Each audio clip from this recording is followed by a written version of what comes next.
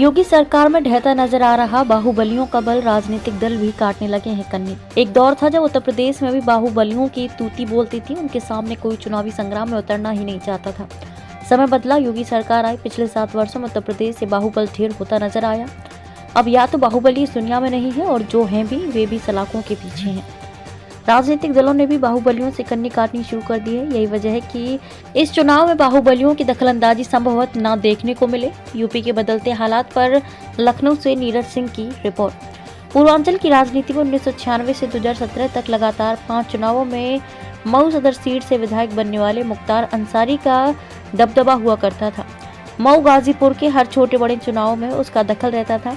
वक्त बदला और अब मुख्तार बांदा जेल में अपने अपराधों का हिसाब भुगत रहा है। जौनपुर के एमपी एमएलए कोर्ट ने अपर हैंड रंगदारी के मामले में पूर्व सांसद धनंजय सिंह को 7 साल की सजा सुनाई है।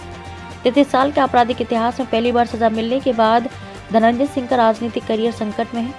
सियासी हलके में ये कयास लगाई जा रही थी कि 2 बार विधायक और 1 बार सांसद रहे धनंजय सिंह इस लोकसभा चुनाव में एक बार फिर ताल ठोकेंगे, लेकिन अब ऐसा नहीं हो पाएगा। जौनपुर जिले के शाहगंज रेलवे स्टेशन स्थित जीआरपी थाने के 1985 के सिपाही हत्याकांड मामले में आजीवन कारावास की सजा पा चुके बसपा के पूर्व सांसद उमाकांत यादव भी चुनाव नहीं लड़ पाएंगे।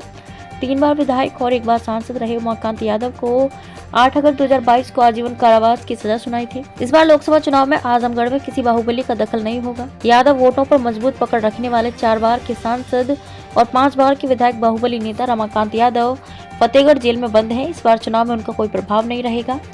आगरा जेल में बंद ज्ञानपुर के पूर्व विधायक विजय मिश्र का हत्या, लूट, अपहरण, दुष्कर्म, AK-47 की बरामदगी जैसे अपराधों से नाता रहा है।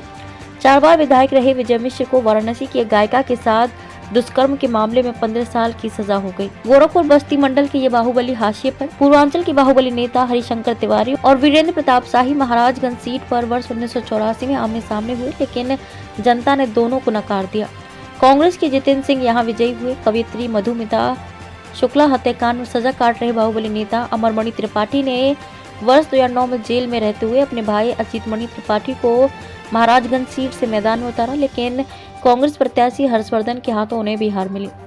इसके पहले 1996 में अमरमणि डुमरियागंज से तो वीरेंद्र शाही गोरखपुर से चुनाव लड़े, लेकिन दोनों को हार मिली। किसी सीट पर अब तक कोई बाहुबली सांसद नहीं हुआ है।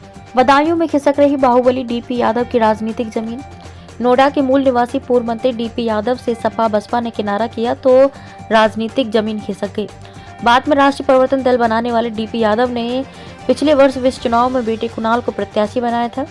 26,000 वोट पाकर वे चौथे स्थान पर थे। डीपी यादव पर हत्या के प्रयास, डकैती, अपहरण, गैंगस्टर जैसे 1 दर्जन से अधिक गंभीर मुकदमे थे। वर्ष 2007 में राष्ट्रीय परिवर्तन दल बनाया था।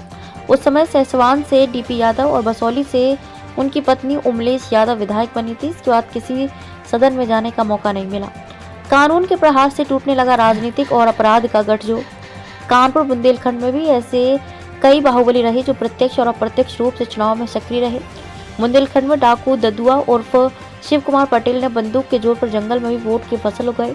चित्रकूट के देवकली गांव के रहने वाले ददुआ का कई लोकसभा विधानसभा सीटों पर सिक्का चलता था। एनकाउंटर में ददुआ के साथ ही उसका साम्राज्य भी ढेर हो गया। हमीरपुर के कुरारा गांव के रहने वाले अशोक चंदेल बाहुबल के दम पर 4 बार विधायक और 1 बार सांसद रहे। अशोक चंदेल इस समय एक ही परिवार के 5 लोगों की हत्या के मामले में आगरा जेल में उम्र कैद की सजा काट रहे हैं।